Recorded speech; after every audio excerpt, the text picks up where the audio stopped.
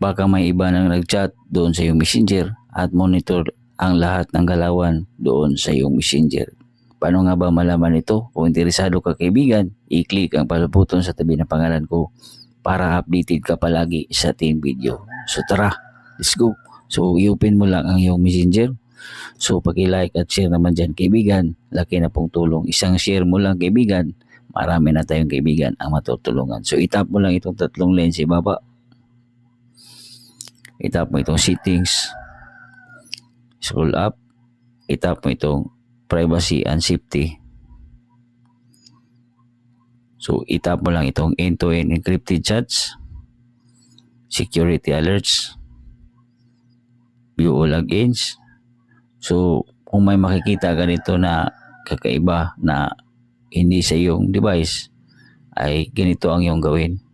So i-log out mo lang para hindi sila maka-access sa iyong messenger at Facebook at hindi ka nga monitor. Huwag kalimutan i-share ang videos. Tandaan ang kalaman ni Kaymanan. God bless po sa lahat.